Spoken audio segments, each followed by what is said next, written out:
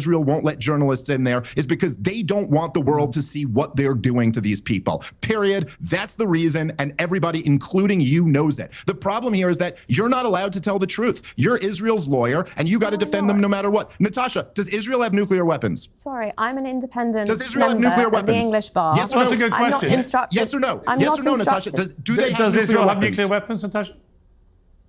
Why do you think I would know any better than you, Piers?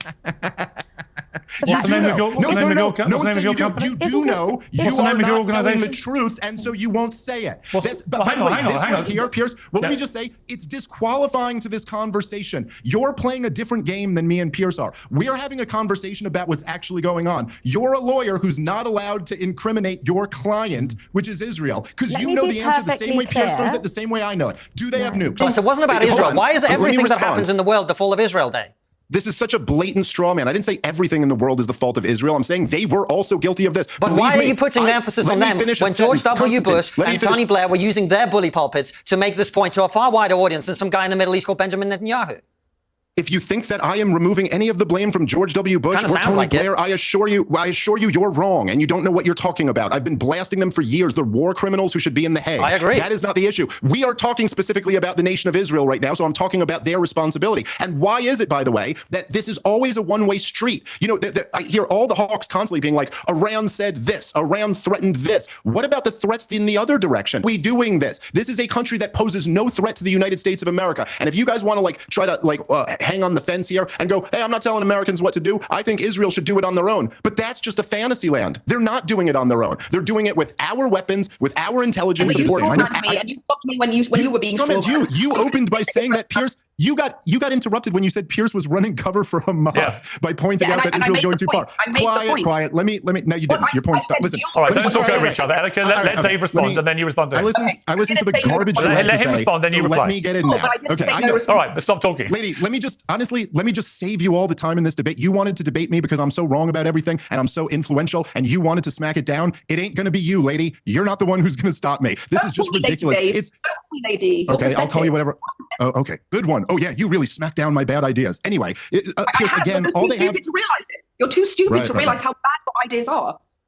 There you go. That's the argument you got. Anyway, South African case that they brought to the International Court of Justice was like 90% just direct quotes from Israeli leaders. The prime minister himself referred to them as Amalek when talking to the military. You got the finance minister, the defense minister bragging about how nobody's getting any food for a 3-month period, bragging that not 1 ounce of grain will get into Gaza. I mean, I'm sorry. This is obviously terrorism. It borders on genocide. It's horrifically wrong. 25 years in my life. It's always like the propaganda keeps on moving and moving and moving. There's a lot of bluster about who the good guys and who the bad guys are. But when you start the program by asking a simple question like, what is the exit strategy here? What is the plan? No one really has anything. No one has anything other than maybe we could keep sending weapons and money in, and this slow grind of people dying will continue. And Vladimir Putin will then, at the end of that, take the territory he wants. Let's try to negotiate an end to this nightmare that never needed to happen. Yeah, that's exactly what Neville Chamberlain did. Shut up. It's just the dumbest. Like, what do you have? 80 IQ? Neville Chamberlain. That's right. Anybody ever arguing against war is always Neville Chamberlain. That is the one and only lesson of history, that appeasement never works and aggression is always right. Why don't you take some of the lessons from... Appeasement doesn't work with a dictator. You obviously don't know Vladimir Putin. Appeasement, we appease dictators all over the planet right now. I just said something that I actually meant, that I think was more than just surface level, and your response is with the dumbest slogan. We appease dictators all over the world. We overthrow democratically elected governments and prop up dictators. What are you even talking about? I'm saying you take it obviously very personally, and that's your right to do so, of course. I'm just trying to make sure we're accurate here. What do you think I'm taking personally? Just that, the American wars. Sure, yeah. I think they've killed hundreds of thousands of people and cost my country $8 trillion and degraded my country very much. And there's a very good argument to make on that. I'm still slightly bemused about this move from I'm an expert on this and I have views to I'm a comedian. I've never claimed to be an expert on anything. This is the problem, Joe. I mean, if somebody Wait a minute, says... you have to claim to be an expert on something to have an opinion on something? No, you don't have to be. You don't have to be. But so what's this is the like, issue? I'm not a historian, but I'm pumping out history. But wait a minute, I'm not an expert, but I'm talking all the time about this But you're not thing. even talking about specifically on what he just said. No, I'm saying, this is my point about this. You say, I'm not an expert. So what's the solution? To not talk about it? No, it's to have more experts around. Well, the expert class hasn't done a great job. I know. Man. This is follow the science. Absolutely. Yeah, but you know what? I Okay, agree so fine. with So that. during, I just said to you, I agree with that. I know. But So one Douglas, of the problems during is, all of COVID, I will put my track record against any of the expert class on COVID. I'm glad to do that. So should I have just shut up? Should I have shut up by opposing lockdowns and opposing vaccine mandates and talking that about was the argument theory? at the time. You realize that's the right? entire argument that you're making. Let the experts handle this. No. You're not an expert. You're I was right. I was just a wildly- comedian. Matters to people. The truth is that Democrats in New York City, including the Jewish ones, don't support what Israel's doing to Gaza. And for him to be asked in the debate about whether he would commit to visiting Israel or whether you believe in a two-state solution or a democratic one-state solution, this stuff was just goofy. Mamdani ran a campaign very specifically targeting the unaffordability of New York City, which is the actual crisis, not who hollered intifada one time and what you mean by that. Okay. No one cares about this stuff. At least he's talking about real issues that people actually care about. And that's why he won. He wasn't rejected by the people. He beat the former governor of the state who's born into political royalty as essentially a nobody. Dave, I think it's unfair to just poo-poo incendiary rhetoric like globalized intifada, because I know a lot of Jewish Americans who are offended by such language. You're talking to one of them. I'm a Jewish New Yorker, and I promise you, it's fine. Maybe it doesn't bother you, but I have Jewish friends who are bothered by that, especially given the escalating anti-Semitism around the country, not just in New York. There's a real problem. There's a real problem with paranoia in the Jewish community. I'm well aware of it. I'm probably much better than you are. It's fine. Jews are doing fine. We're thriving. Like, come on, this is the thing. I asked you for what can we do now? And immediately it's back to the Iron Curtain. Well, hold on. I know. Hold on. Here's what happened. I'm sorry. I just want to know in the modern context. I get it. Actually, what happened was you made a long statement and ended with that question. And I said, let me answer that question. But first, let me deal with what you said at the beginning of your statement. And then you started interrupting me. So no, it's not that I'm not willing to answer that question. It's that I had to point out, I think, a lot of the errors that you're making. Now, if you want just to say, what could we do right now? Well, look, we're going to have to be realists about this situation and admit that Ukraine is losing this war and that they're not going to drive Russia out of Crimea. That's a joke. They're not going to drive Russia out of many of the territories that they've taken right now. We should be working toward a deal, a peaceful solution, which has been on the table several times throughout this war, and it's been the West who has been trying to squash it. Well, that's what we should do. Not true at all, Can somebody enlighten me how we occupied the land that never had a prime minister, never had a government, never had a currency, never had one person with historical ties to the land called Palestine? Sure. I just can't wrap my head around this occupation narrative. Well, let me see if I can help. So the reason why people aren't currently occupied or currently outraged about Egypt occupying Gaza or Jordan occupying the West Bank or something like that is because it's been over since 1967. So if you want to go back historically, there were bad things that were done by lots of groups of people. However, since then, it's been the Israelis doing the occupation. That's not a narrative. That's just a description of reality. And as far as your point about that there was never a currency or there was never an official state of Palestine, as I've said before, I just find this to be the most un-American, un-enlightenment way of looking at things. I mean, all you have to do is read it's just comparing Well, no, facts. it's not. No, it is completely irrelevant. And here's why it's irrelevant. Read the Declaration of Independence. That's all you need to do, and it will completely dispel you of that. The Declaration of Independence starts off right away. The Middle East is not America. Hold on, let me just say this. Let me just No, okay, fine, it's not, but these values transcend America. It's the idea of natural rights. Man is born free because these are God-given rights, and governments are just something we institute to protect our rights. And if the government isn't doing a good job of that, then the people have the right and maybe even the duty to overthrow that government. No offense, Pierce. You guys, you've had your wins too, but this one was ours. All right, and I guess I am partly rejecting the premise of your question, but let me just say it like this, Charlie. If you're pro-life, and you say, it's a stupid argument. You should not buy this. Guys, let Dave finish his sentence. Shut up, bro. It's not. It's a stupid argument. It's a stupid argument. You haven't heard the argument. What's the argument that's stupid? Dave, you're not pro-life. Guys, no, what's the argument? It's Hamas that is not pro-life. What's the argument? You just called stupid. Dave, what's the argument? This is what. Hold on one second, Charlie. What's the argument that you? Okay. What's the argument that you called stupid? Why don't you finish it, Josh? Because he doesn't even know what it is. He interrupted me before I even said it.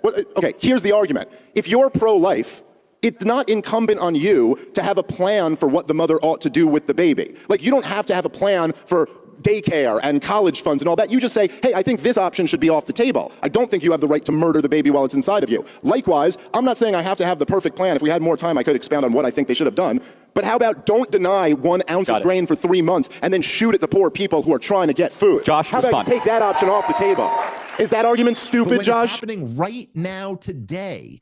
You sit there and go, yes, is Israel overreacting? Are they an occupying force? Well, I suppose they were right at the beginning. Like when they were slaughtering these babies at the beginning, that was kind of okay, but I think they've taken it too far. I just see I see a real contradiction here in the empathy that you demand from other people for your group versus what's actually going on right now. And I will tell you this, and this is the truth. I think that 90%, give or take, of the Holocaust denial that you see on Twitter today, or that you see people flirting with, not Daryl Cooper or Candace Owens, I'm talking about people who really deny the Holocaust. 90% of that is that they just resent that.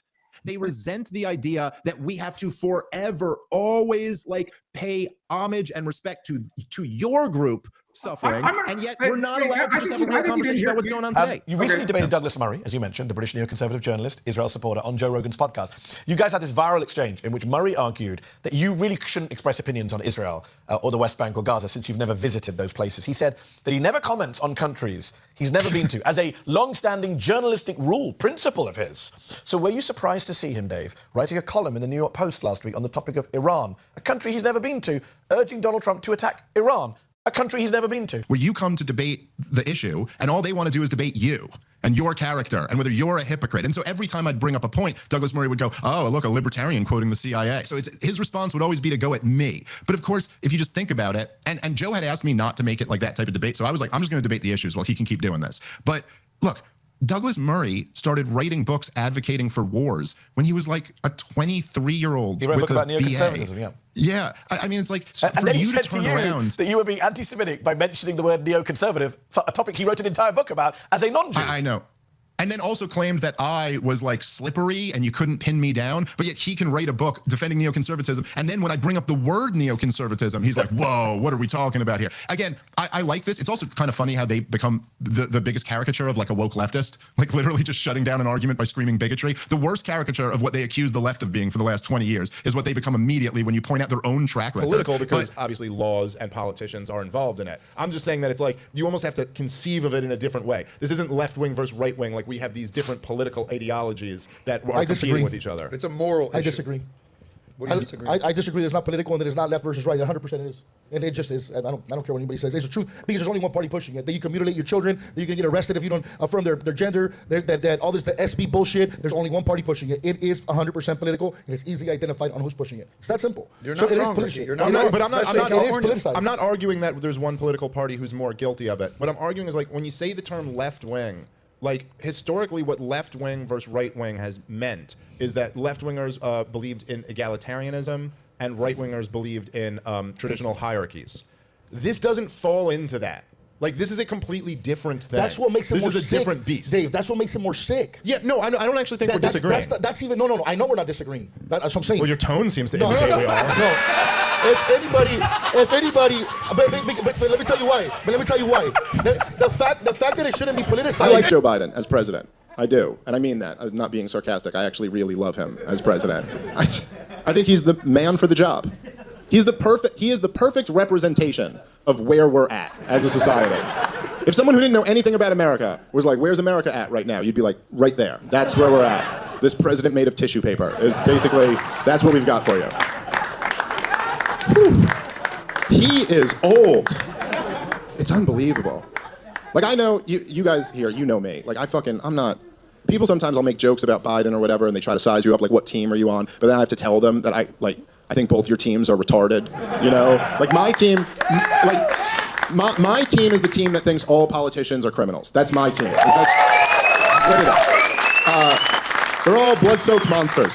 The United States of America and Israel has explicitly funded, for stated strategic reasons, the worst elements of radical Islam. Hamas, Al-Qaeda, ISIS, Wahhabism, and they've said they're doing it for a reason, to undermine their competing, interests in the Muslim world. How do you feel about that? Can you criticize Israel at all? Were they wrong to support Hamas? I can criticize Israel, but Were they wrong to support Hamas? This is an irrelevant question because you won't answer it. You won't say it's wrong to support Hamas. Is it wrong if Iran supports Hamas? I've obviously said that it is wrong to support Hamas, but so it was wrong when Israel did that. The question doesn't really make any sense because when you think about it, it does not make any sense if Netanyahu was supporting the terrorists. Sam Harris here, his old thing on the Bill Maher show where he was like, the Islamists wake up every day thinking about how they can kill more people in the West. And it's like, we got a lot of people over here who wake up every day thinking about how they can drop more bombs on people in the Middle East. We got a major problem with that too. Right. We accept quite often that, we're going to drop a drone bomb on a wedding. We suspect that there's one guy there who we think has done some bad things. So we'll bomb that wedding. It might be easy for us to convince ourselves that that's not terrorism. That's a whole different thing. That's not nearly as barbaric. But to the people on the receiving end of that, like if that was your son or daughter or nephew or niece, you may not feel like that's such a good justification. If you want to say that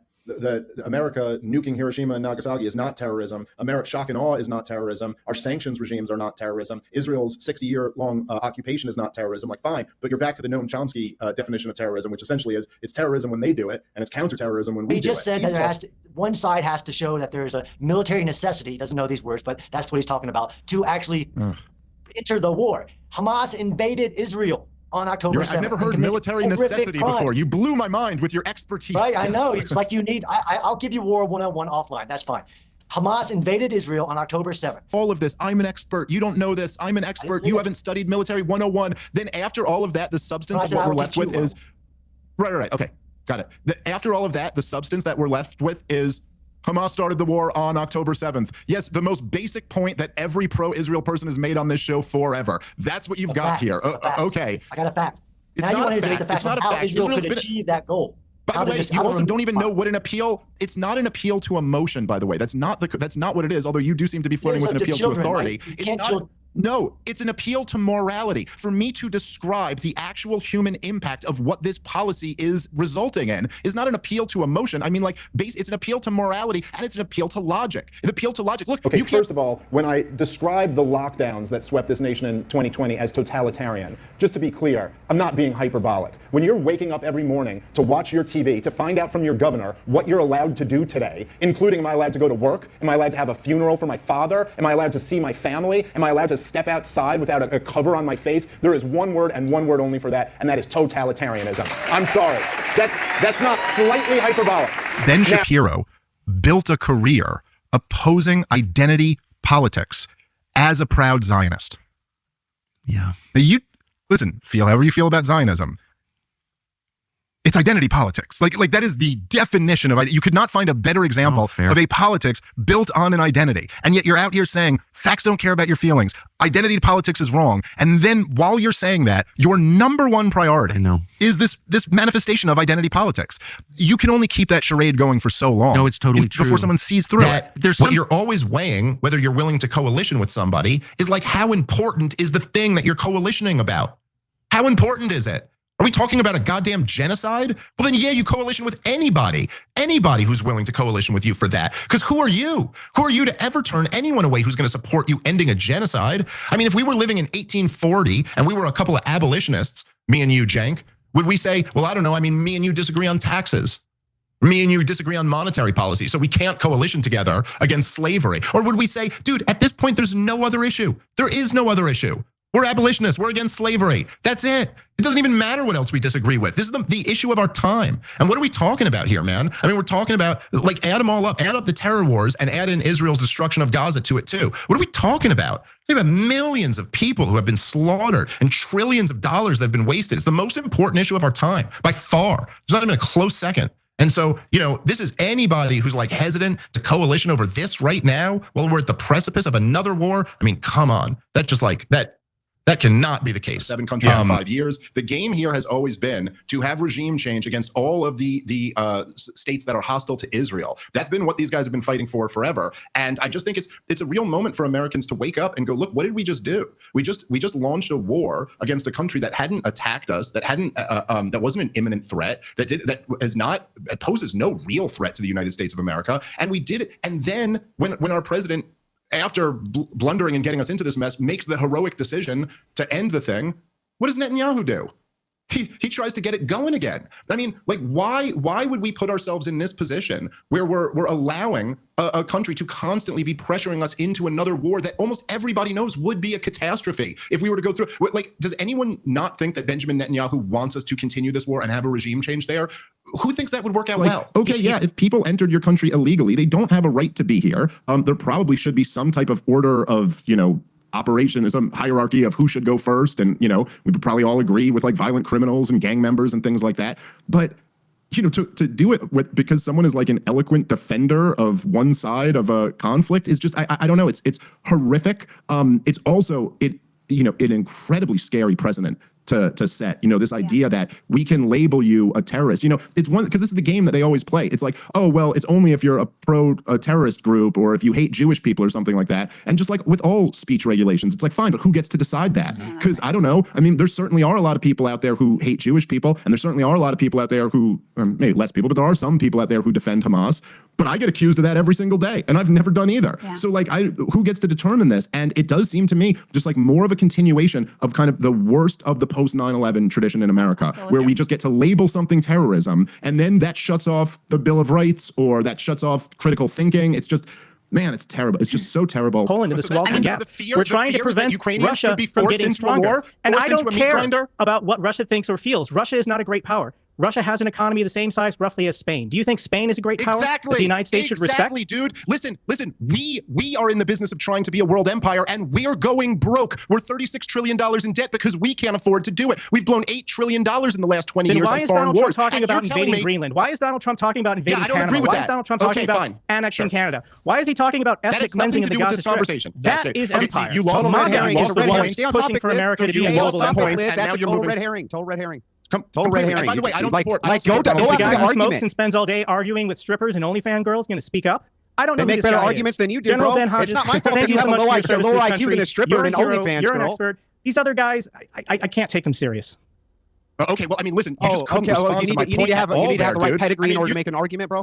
Say that you can't take me seriously, but you just completely didn't. You had no response to the argument. Listen, the current estimate I've seen is that Russia's GDP is about $2 trillion a year. Try to keep perspective on this. That is less than a third. You believe, and you spend a lot of time in right-wing circles more than I do you believe attitudes on the right towards Israel are changing? Young Republicans, according to some polls, seem to be much less gung-ho and blindly pro-Israeli than older Republicans. Yeah, I think not only is it changing, but changing in a like profoundly rapid, from that is that just a lot of people aren't buying the propaganda anymore. It's almost just too ridiculous. What Israel's doing to Gaza is too evil, and America supporting it is so obviously, not only is it not in our interest, it's so clearly against our national interest. Like, why would we want to continue drumming up hatred in this part of the world? And do we really think we can get away with supporting this without drumming up hatred and having to deal with the consequences of that? So I think that pretty much explains why people are turning against this. Let's say you're a really bad guy and I want to kill you. And you're at home with a bunch of women and children, and I know there's women and children there. Like, I know for a fact that if I blow up this building, it's gonna kill all those babies. But, what I would be charged with is murder in the first degree. And the fact that I went in there and said, like, well, listen, hold on. It's a shame that I had to kill those babies. I really just wanted to kill that one guy. I wish the babies weren't there. And they'd be like, yeah, but you knew they were there. And you did it anyway, you get murder in the first degree. Maybe it would make some little difference tinkering around with the sentencing at the end of it, but it doesn't like in kind change what the crime is there. And so I just think at a certain point, if you're doing something like, look, I'll say maybe with a little bit of an edge, let's say Barack Obama wants to drone bomb, this place to kill a terrorist, and he thinks he can do it without killing any innocent civilians. Does it, and then it ends up killing some innocent civilians. That's one thing. But once you've done it over and over and over again, and every single time it kills innocent civilians, and then there's a wedding and you order a drone bomb strike on a wedding, like, no, you murdered those people. That's murder in the first degree. Nobody believes this story about government ownership of property and them trying to behave like private owners. Nobody believes the story. You just agreed with the story. It's your words. They own it. Listen, the idea that if there's a they own the tax dollars that was taken from them that should be given back to them. That was taken from them. They're owed the money back from them. Exactly. Okay. How do Americans vote with their dollars, ladies and gentlemen? Do they vote for closed borders or do they buy things from immigrants every day? The way they vote with their dollars matters a lot more than how they vote in a polling booth every couple years. So the truth is that the American people really, really agree with Alex's immigration policy. I say we should let the market decide. Let's let the market decide. I agree. I'd have no problem. I'm not a socialist. I don't want the government to decide these things. Let the market decide what people vote with their dollars. The pure market decision was the UN and NGOs funding caravans by the hundreds of thousands coming over the southern border. I oppose. The pure free market, ladies and gentlemen. So look, come on. Because I've been such a critic of Israel for so long, my social media, is filled with pro-Israel people being like, well, look at this, Dave, this is the stuff you defend, even though, of course, I don't defend any of it, whereas they actually do defend what Israel is doing to Gaza. But in itself, it's like these people don't even realize that they're giving their own hand away. It's like, yeah, you're like appalled because 12 children got killed. And good, you should be. That's horrific. But how can you sit here when over the last 9 months, just thousands and thousands and thousands of children have been killed in Gaza? But that yes, it's horrible what's happening in Gaza, but it's all Hamas's fault. And there is no moral responsibility on those dropping the bombs on these buildings. It's just totally ridiculous. I mean, if you think about the logic of this human shield argument, right? Like, okay, there is a logic to a human shield argument. So like, I think what most of us would picture is like some guy, you know, grabs you and puts a gun to your head and then starts shooting at me, and I shoot back at him and I hit you.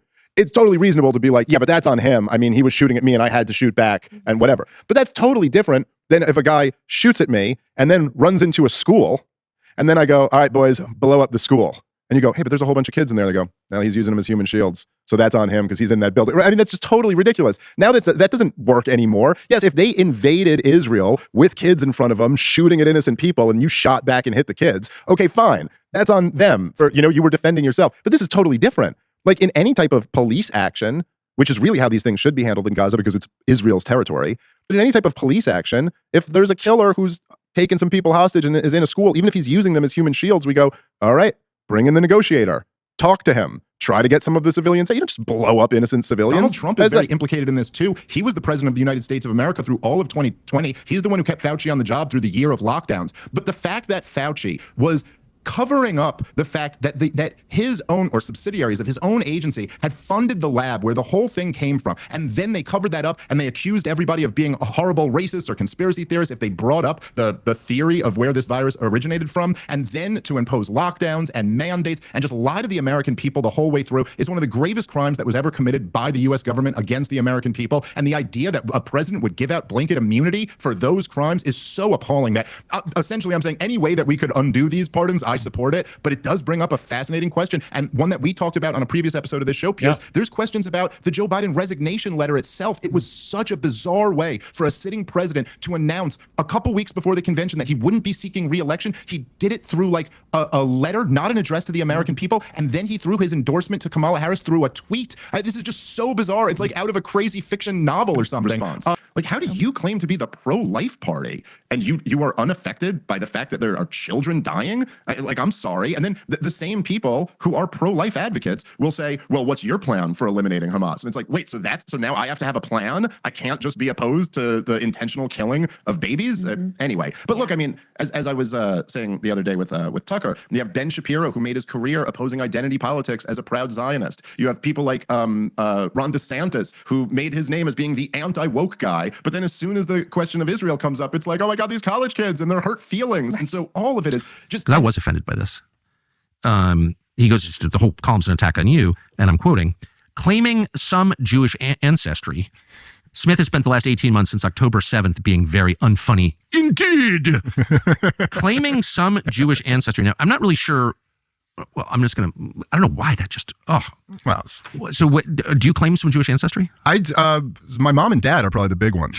I do claim some Jewish ancestry. But yeah, I mean, it was so, well, first of all, I joke, but I'm not even the first, because everyone made this joke already about the art, but he says, I haven't been funny. And Douglas has never been to one of my comedy shows. So he should come and check it out. And then he could tell me what he thinks. I think I'm pretty damn curious. You say the government's so evil. Like, I haven't heard you say one good thing. Is there anything good that the government's doing? They're really good at being evil. They do a great job. I said the thing about the Nazis, what they did with the Jews. They put up incredible numbers. Shout out. So you don't think there's nothing that the government is doing that's good? Oh, no, I mean... There are well-intentioned people in government. Oh, yeah, sure. No, I think there are well-intentioned people in government, and I think that... And they get shot in the head off. But like, they will, if they're too well-intentioned, they know too much. But it's like...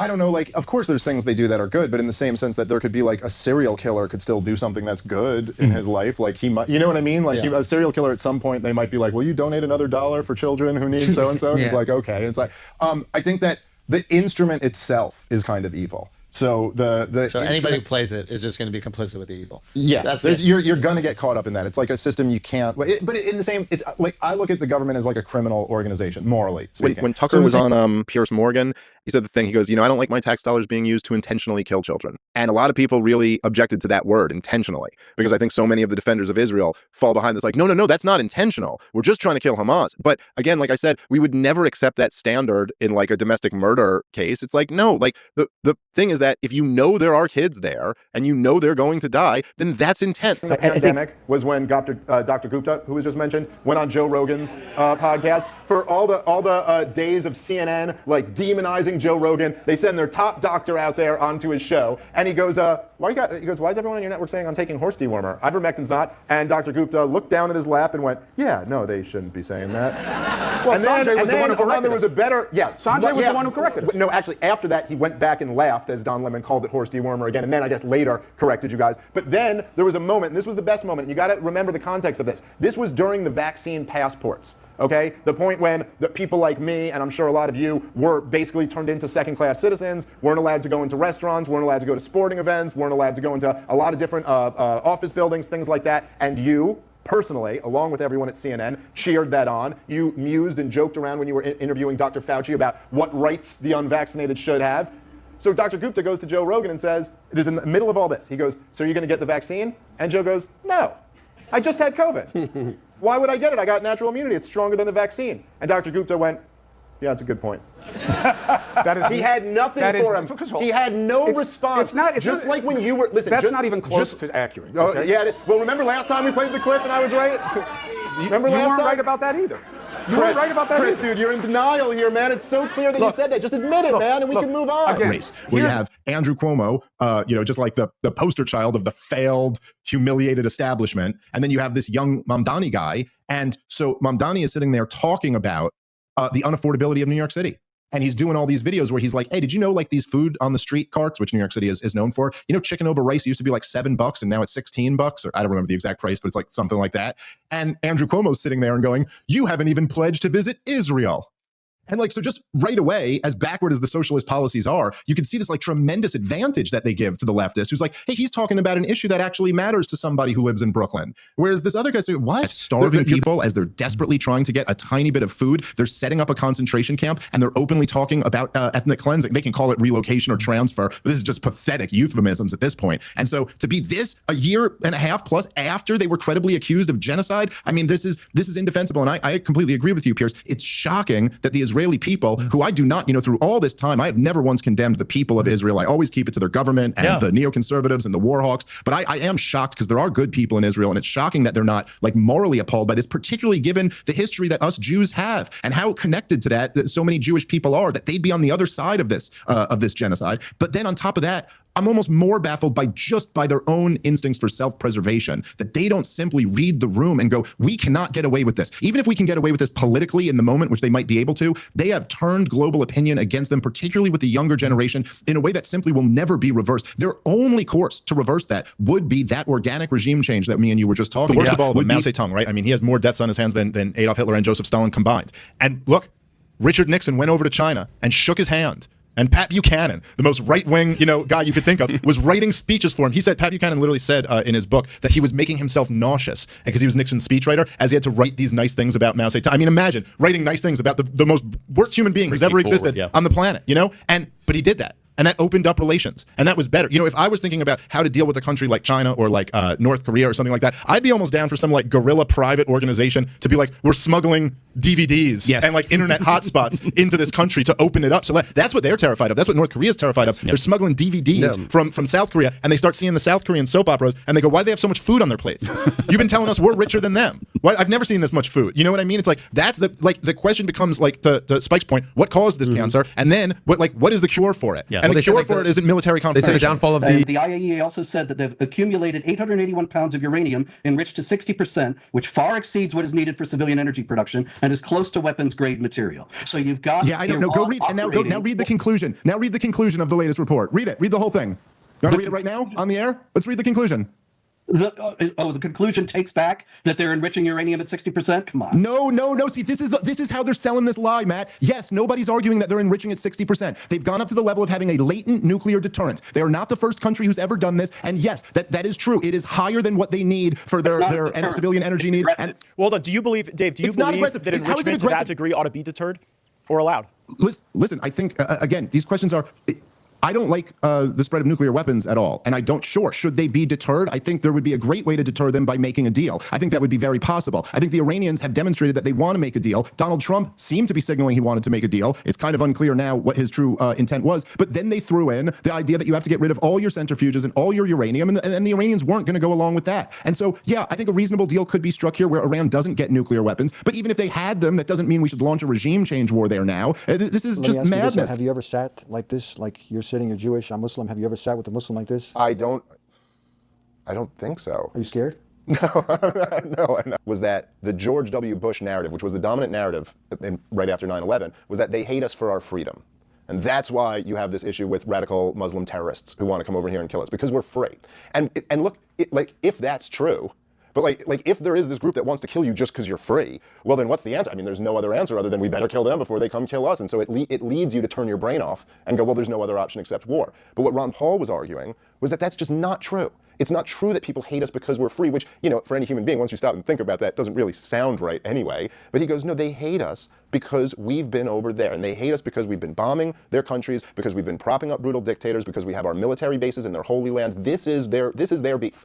And as soon as he said that, it was like, well, that does make a lot more sense. That does make, and then I started just reading about it, and I realized he was completely right. And you could read this in their own words. That this is what the terrorists were saying was the reason for hating us. You know, Osama bin Laden's letter to America, he says, why do we attack you? Because you attack us. Him cleaning things up afterwards is another thing. What he said in real time to Tucker is something different. And the premise of his whole debate with Tucker, it wasn't even a debate, it was an interview. The whole premise was that Churchill was the real bad guy, not Adolf Hitler or Stalin. Yeah.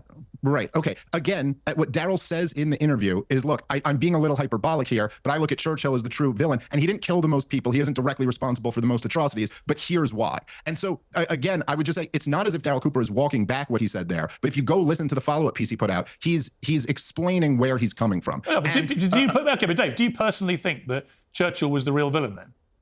Oh no, I'm trying to convince people that it was all Woodrow Wilson's fault. I'm not trying to put the blame on Churchill here, just to be clear. No, I mean, look, I think that the greatest villains of the 20th century, there's an overwhelming case that the top three would be Hitler, Stalin, and Mao.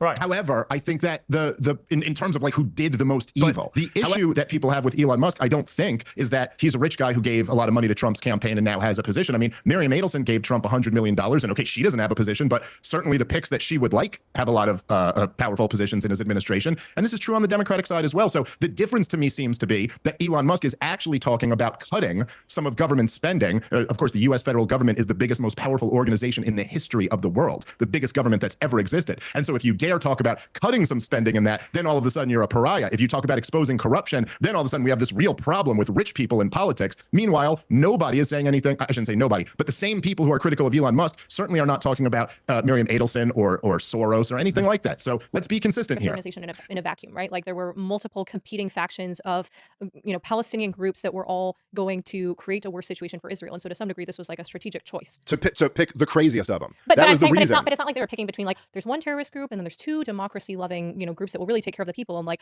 yeah, we're really going to like go for the terrorists and root for them, right? Like it's not. No, the choice was the Palestinian Authority. About how bad of a choice it was. Oh, okay, but the choice was between, say, like the PLO, say, like Arafat types, who are literally are standing there saying, we reject terrorism, we don't want to do that anymore, we want to come to the table, we'll accept 67 borders, we'll accept 22% instead of the 44% that the UN partition plan even recommended, which that was BS because there was no reason they should have taken so little. They're saying, we'll take the 22%, we want peace. Now, they said this, I'm not saying they're perfect angels, but to choose between that and Hamas, and to choose Hamas over that option, this isn't like, oh, we have a bunch of bad options, and so we got to pick one. This is like, we have clearly better options, and we will pick the craziest one so that they look crazy to the world. So it's frankly the coincidence that I got a 4-star general named Wesley Clark who tells me in 1991, Paul Wolfowitz had a plan to overthrow all of these regimes, and those happen to be the exact ones.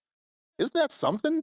Wouldn't that be? And it happened to always be justified because, oh my God, Gaddafi's about to go genocidal. No, he wasn't. Oh my God, Bashar al-Assad is killing all of his own people. And then later after that, you find out that America and Israel were arming all the anti-Assad rebels. And much of the weapons ended up in the hands of Al-Qaeda and ISIS. And so yes, that I would consider that another war. And look, as soon as Donald Trump, 2017, turned that program off, stopped arming the anti-Assad rebels, the killing stopped. Things calmed down. You know, it was the U.S. plan for regime change in Syria is what kicked off that whole civil war. I didn't support any of that. So I'm not because sure what are we doing here? We're bombing another country in the Middle East. We're bombing the poorest country in the Middle East. Yemen, by the way, which has Yemen, been bombed forever. Oh my God! On behalf of Israel, because they're standing up against this fucking brutal war in Gaza right now, and so we're gonna bomb these guys again. And then you have I gotta say, man, I was disgusted by Tulsi Gabbard's response there. Someone who I've said a lot of nice things about over the years, and who I really supported as being the DNI, but literally only JD Vance is the only one who offers the mildest pushback and he's like, hey guys, this is kind of a mistake and it's kind of everything against what Donald Trump ran on. And by the way, it's such an insignificant amount of our trade that even goes through this area. It's really Europe's problem, not ours. But I'll go along with it if you guys want to, if you guys say, and then they literally say on the thing, they go, we've tracked the missile guy, as they call him, this is the target they're trying to take out. They go, we've tracked him to his girlfriend's apartment building. So we'll level the apartment building.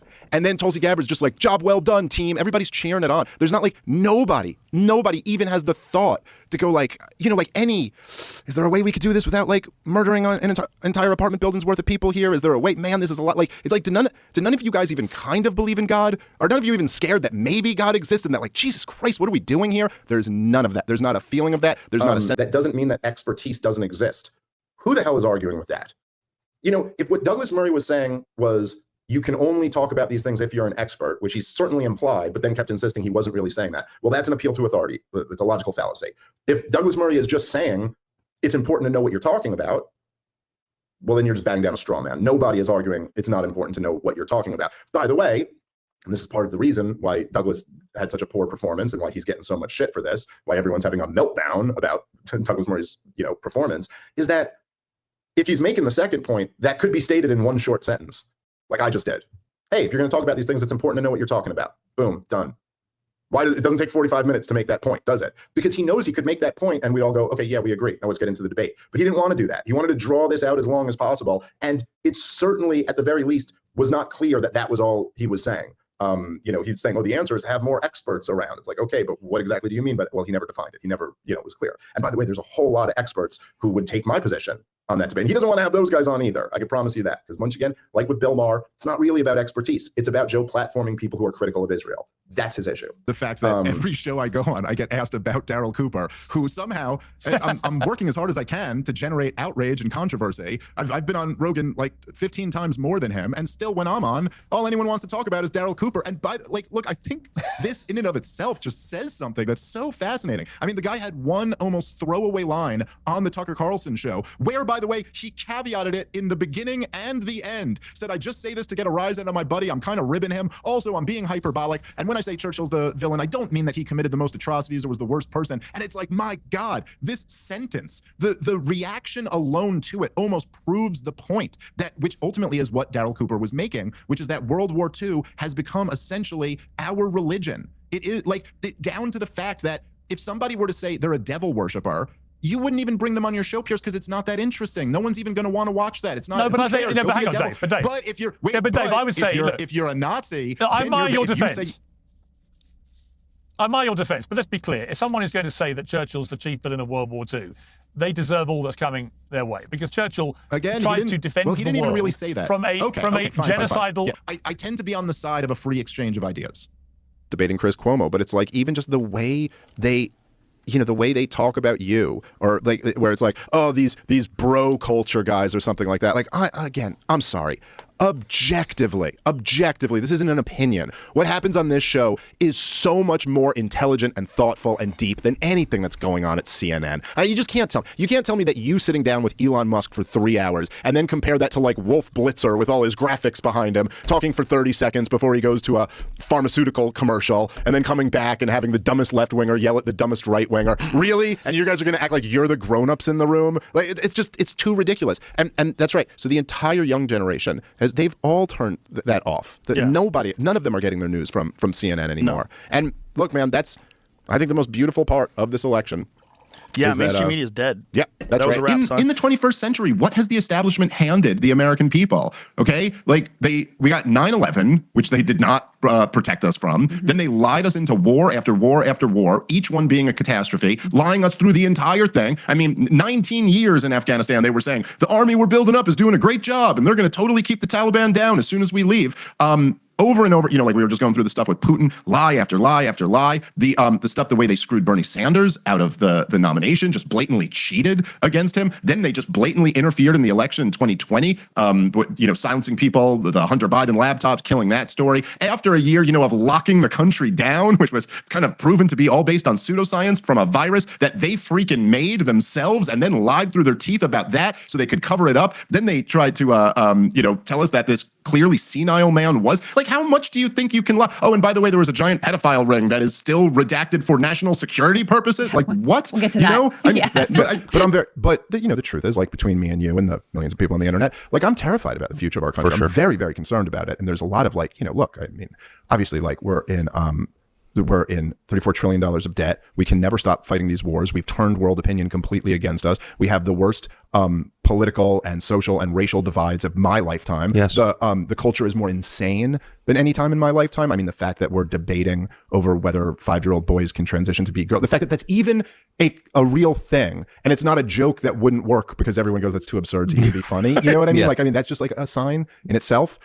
But there is also something else going on. And it's much bigger than me, and I don't understand it. And I don't pretend to understand it. But we are living through some type of major paradigm shift, and where lies are being exposed quicker, and people are being exposed more than ever, and honesty and integrity are being rewarded in certain ways. And that's like, I kind of have to cling on to that because there's so much to be, to feel despair over. But there's something really positive about this. I couldn't agree more. Propaganda is not working the same way it was. Online. Because what's frustrating is that from our perspective, like from Nick's perspective, I'm a limited hangout type of, because I won't go far enough to actually deny the Holocaust or blame the Jews. I'll just talk about the clean break strategy or whatever. But from our perspective, you guys are just an albatross around our neck that just gives them the low. It's like, so you see these guys, they got nothing they can really say about me, but they can pivot to Nick and start talking about they do the same thing with you with Daryl Cooper. Yeah, sure. And so I don't know. I think the way I look at it in the broader sense is I think whether it's me or Daryl Cooper or Tucker Carlson or Nick Fuentes or any of them, all of us have had people essentially trying to cancel us, trying to smear us, trying to, attack our character without taking on any of our arguments. I think we're kind of in a new phase where cancel culture isn't working, at least at the moment. And you know what? However you feel about Nick Fuentes, same way, however you feel about me, I'm here. So if you want to take on what I'm saying, then you got to take on what I'm saying. And so I do think that, I think at a certain point, Nick has earned the fact that he's not going anywhere. He's been canceled by everyone, and he's bigger than ever. But this is a long war that's been going on since at least 1947. And, the people who are in power, Benjamin Netanyahu, like I always talk about the clean break strategy and all of that, but the clean break memo was written to Benjamin Netanyahu. And what was the break from? The break was from Oslo. And don't use any of the later excuses about the Second Intifada or Camp David or any of that stuff. This was in 1996. This was only a couple years after Yitzhak Rabin had signed on to the Oslo Accords. Netanyahu has always represented the faction that was against a two-state solution. So don't tell me you're trying to live in peace with your neighbors when your plan is to dominate them in perpetuity. Benjamin Netanyahu, was it 2 weeks before October 7th, went to the UN with the map that had all of Gaza and all of the West Bank as part of Israel. So if what you mean by live in peace with them is annex them, okay. But, I don't think that's not exactly what most of us describe as peace.